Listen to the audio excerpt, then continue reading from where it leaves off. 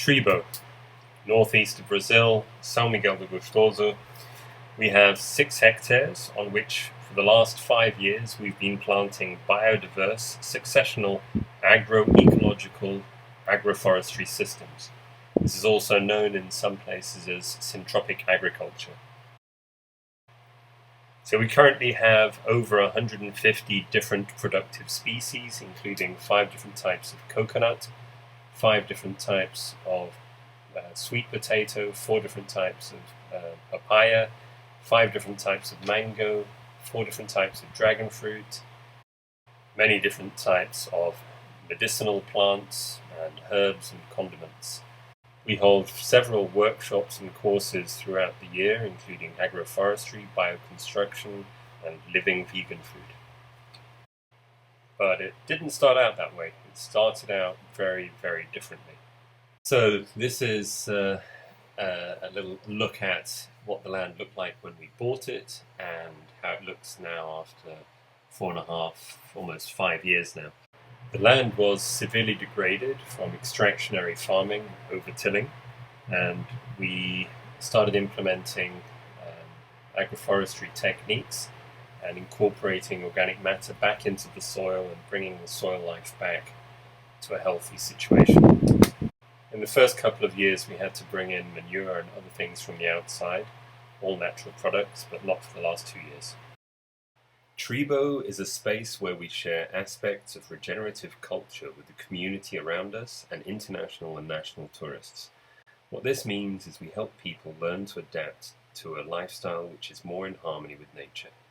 One of the main ways we do this is through agroforestry, which is a way of regenerative agriculture where everything is planted and harvested on site without the use of any chemicals or fertilizers. TRiiBO just opened up to local tourism in January 2023 with a guided tour of the food forest followed by lunch at the farmhouse. We have been offering courses with world-renowned specialists in regenerative practices for years.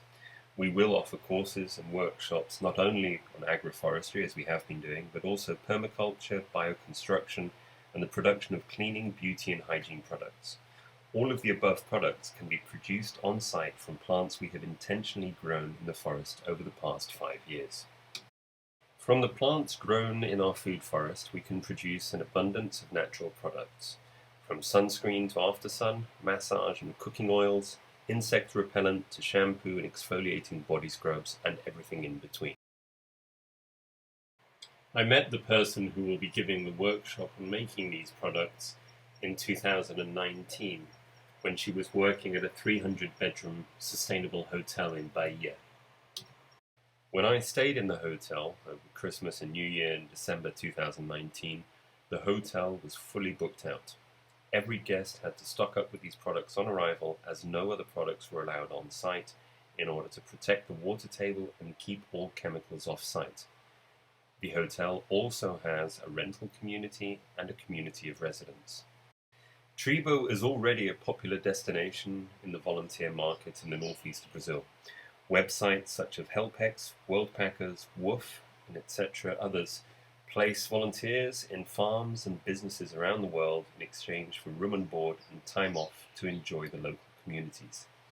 When they sign up to volunteer on site, they choose which area of the farm they want to work on, the agroforestry, the animals, the kitchen, cleaning, etc.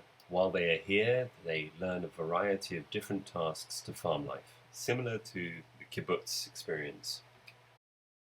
The farmhouse will be converted to cater to these volunteers so that we can have up to 10 people at a time volunteering on the farm.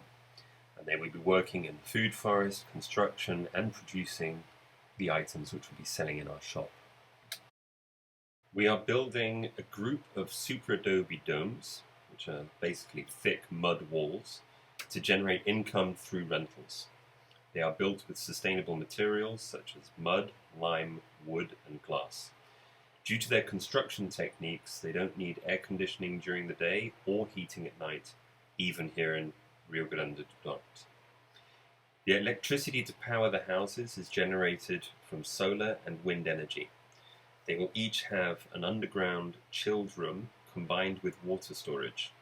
Given that most of the food will be coming on site and is incredibly fresh, this chilled room will substitute the need for a refrigerator.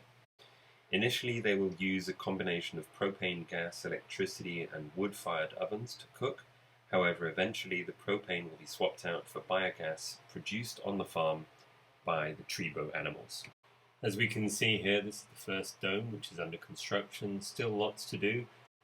For example, we have cimento queimado, which will go all around the sink, which is made out of tamarind, and we have furnishing, cleaning, and decorations left to do. The shower is made out of eucalyptus and bamboo. We will be building 7 units of these sustainable homes. 4 groups of 2 ensuite bedrooms, which can be rented out either as a family unit or individual suites, and 3 3-bedroom houses facing the lake. In total, 17 bedrooms, all ensuite. So the main rental periods for these houses are New Year's Eve, January, Carnival, and Easter. Although the high season for rentals is October to March. During every course that we do, TRiiBO always has a large demand for rental property. For example, our last course in November 2022 was only a 3-day course, but we had 52 students, many of whom rented property in Gostoso because we didn't have any on offer. Guests staying in our rental properties will have the possibility to enjoy breakfast and lunch at TRiiBO, and can also purchase TRiiBO products to cook themselves in their own homes. More adventurous visitors can even accompany the team to collect their own eggs, harvest their own fruit and veg, or catch their own fish. Also, at the end of phase 1, when we finished building the domes, the idea is to have one of the gazebos on the festival area built. These are areas which will be for hammocks, reading, meditation, just chilling out. So on completion of the development, there will be 6 of these structures, and they will be available to residents and to rental tenants. And the images that we've just been looking at are actual structures done by the person who will be leading the construction of these gazebos. The forest community. So as well as the rental domes, we know that there is also a demand for sustainable housing in Gostoso. The forest community at TRiiBO offers plots of 2,500 or 5,000 square meters on which you can build your own sustainable home. We'll help you design it and garden around it so that you can produce everything you need to live a life of comfort. If you prefer, you can separate your garden into your private garden, shown here in yellow, and your extended garden in orange, which has the forest managed by TRiiBO to produce the products you want. And the revenue from your crops can then be exchanged for goods from the TRiiBO shop. If you prefer, you can also offer your house in the rental pool when you're not in town. The icing on the cake for all the residents is that there are no energy bills, no water bills, and practically no staff costs. Condominium fees are covered by the surplus from your garden if you choose to pool your garden in that option. Currently, we're being very conservative with the amount of plots that we are hoping to offer. We've chosen 7 in 20,000 square meters of land. This was intentionally done to keep the development very low density, exclusive, and that each person can have a large productive garden area.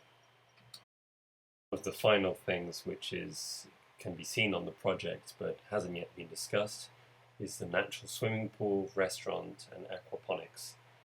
The design that we did has the kitchen as an amphitheatre, like a kitchen school. While talking to Bruno about this idea, Bruno is the chap who's going to be doing the gazebos with us, he showed us this kitchen, which he's done down south for another project, which is absolutely stunning, so we might adopt something very similar to this. The natural swimming pool will be designed to look very natural, will be filtered using plants, which will then be used as forage for animals, and the aquaponics part will have prawns, crayfish, and several types of fish. The reason that this was left for last is on purpose, because I've worked with enough chefs in my hotel career to know that every chef wants his own restaurant and his own kitchen, so I'd rather have someone else come in and do the restaurant for us. So sublet it or rent the space out to a chef to make his own restaurant. The other thing is that the aquaponics is a lot riskier than all the other situations combined, and it's something I haven't worked with yet. By leaving that for last, that gives me some time to experiment on a smaller scale and mitigate the risk